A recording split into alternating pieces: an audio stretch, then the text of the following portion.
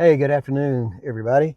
Got a great message for you today, great video on why do only 10% of the people who lose weight keep it off. That's out of the millions of people that attempt to lose weight every year. In the United States, only 10% of the people who lose weight keep it off. The other 90% gain it back. Mike Norris here with Mike Norris Fit. If you like the video, hope you like it and share it and subscribe to the channel if you're new. I'm sure that there are plenty of people here that have lost weight and gained it back. As I say, 90% of people who lose weight gain it back. Um, when I was a weight loss coach, I started off just talking weight loss. And it didn't take me long to realize, because by then I'm 60 years old, the key is to keep the weight off, not just lose it, keep the weight off. I knew that that's what I wanted to do. And I had lost the weight a year or so before, a couple years before, and now I have kept the weight off for 10 years. But when I started talking a few years ago, I really started emphasizing keep the weight off, how to keep the weight off. My phone calls, people who wanted to talk about me, about my services and stuff, it dropped drastically. People don't care about losing weight. You talk to them about keeping the weight off and their eyes would glaze over and they're like, I just want to lose weight. And most of my clients, because they were older, had lost weight and gained it back numerous times, but it didn't click. It doesn't click maintaining the weight loss. It would save you. Well, I've got clients that I know spent $50,000, $60,000 on weight loss, they told me, or more than that. So it could save you thousands and thousands of dollars, but they just don't get it. So there's 5 main reasons, and I'm going to hit those 5 reasons right now. And I didn't realize it until I heard this the other day. This was from a huge study that was taken that says 90% can't keep the weight off. 90% can't keep the weight off. And this was from some PhDs in nutrition and exercise science and stuff in a discussion. Number one is they self-monitor and weigh themselves. This is the people that are able to keep the weight off after they lose it. So what does that mean?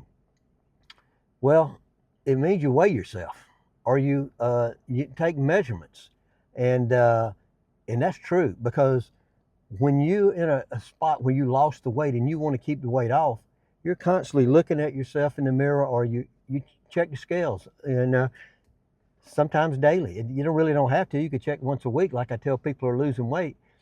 But if a lot of people check those scales daily, and it's really easy at my gym right now, because now they got a brand new digital scale. It takes like 5 seconds to step on it, and it gives you your weight right as you go in and out of the locker room.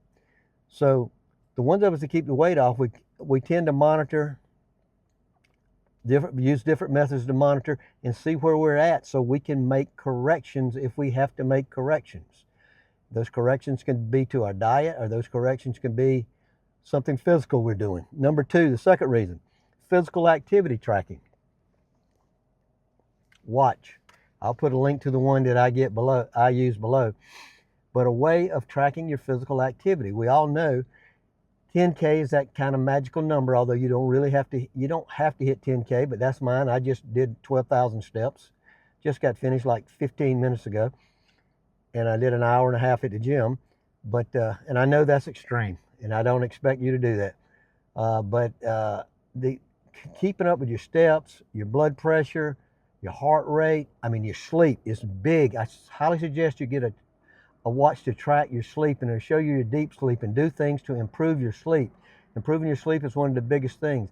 So the first thing that we do, the ones of us that keep the weight off, is we self-monitor. We weigh ourselves. We check our weight and our measurements.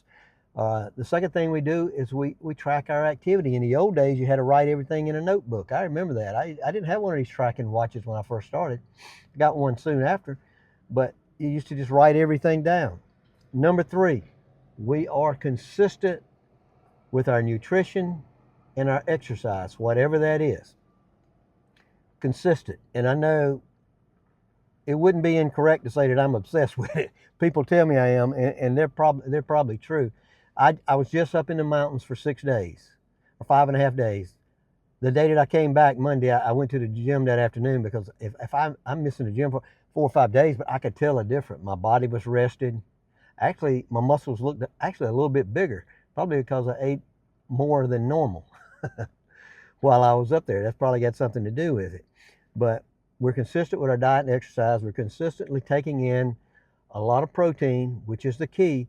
Over 50 guys, you want to build muscle, you want to lose weight, I don't care what you want to do. If you're not even going to exercise, you need to take in more protein, because that protein will get into your muscles. And, and it's going to help you. And, I've talked many times about, I'm going through this right now with my dad. He's, the sarcopenia, I think they call it, sarcopenia. When you get old and you lose all your muscle and you fall, you can't get up, you can't even get out of chairs. And I went to a funeral yesterday, and we were talking about, people that were related to us that were older and how they struggle, and they just have no muscle. They lose your muscle. You start losing at the age of 30, and you get up to 80. If you haven't done anything, you're in trouble. You don't have much muscle. It's hard to get out of chairs. You can't get up off the floor. You can't do anything. But we're very consistent with our diet and exercise. Number 4,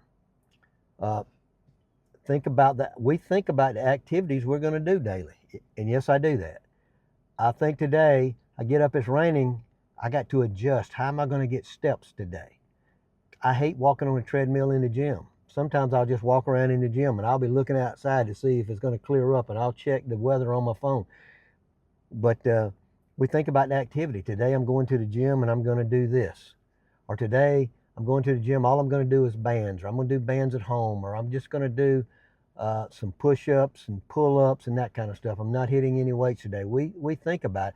And a big thing is changing up so you don't get bored. Change up your exercise. Even if you're doing the same big 4 exercises that I told you to do to get ready for summer, if you're doing those 4 big exercises, you can switch up the order of them. You don't have to do squats first every day. You can switch it up.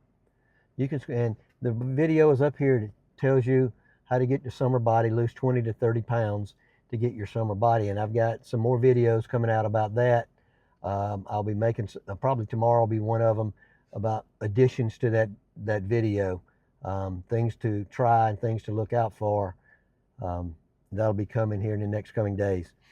Number 5, this is going to watch less TV.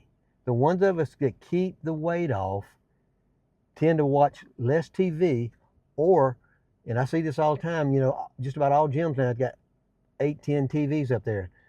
On that people will do their cardio, they'll be walking on a treadmill or run, whatever they're doing, they row, bike, just sit there and watch TV. They watch TV. And that's about the only place I get news is right there. I see that, and I don't even want to see that most of the time, or I'll watch they have a channel on ESPN. Like today, I walked 10 minutes before to kind of warm up. I walked 10 minutes before, and before I did my workout. While I was up in the mountains, I started listening to a lot of people with PhDs in nutrition science and exercise science and parts of exercise science, because there's so many people on YouTube that are like me. They're weight loss coaches, but there's varying degrees of experience, and people just say all kind of nonsense. People, like, they'll in the comments, they argue with me over just stupid stuff that they don't know what they're talking about. In my video about all the science studies, a lot of science studies that I've read about how walking is great for fat loss, that's going to be in the next 24, 48 hours also. But the 5 things to get back to keep the weight off, and only 10% of the people, 10 out of 100 in the United States, keep the weight off, and the numbers are going down because of obesity in the U.S. Number 1, self-monitoring. We weigh ourselves. Number 2, we keep up with our physical activity. We track it. Number 3, we do consistent exercise and diet, or consistent nutrition and exercise, not really diet, because I don't diet. A diet is a short time frame, which I got some really key stuff I've found out about, some nutrition stuff that'll be in the video that I come out with tomorrow, I think. Number 4, think about the activity we'll take daily. We think about that, going for a hike, going for a walk, going to do this, going to do that, thinking about our day. We make sure we have time to put in those things we need to do. Do I need to go to the grocery store and buy eggs, or buy some turkey, or whatever it is, some salad like I bought yesterday? What do I need to make it easier for me to stay on my nutrition plan? And number 5 is watch less TV. which really that's wonderful for everybody to watch less TV, I think, because I know people that sit doing nothing now but sit around and watch movies all day long, and they're constantly wondering, um, trying to figure out what else they can watch because they've watched every video, every movie in the world, it seems like. Hope you liked the video. Give it a like, share it. I know some people need this information, especially people that have lost weight and can't keep it off. 5 reasons, 5 steps you need to take to keep that weight off. Join that 10% to keep the weight off. It's Mike Norris, and I'll talk to you later.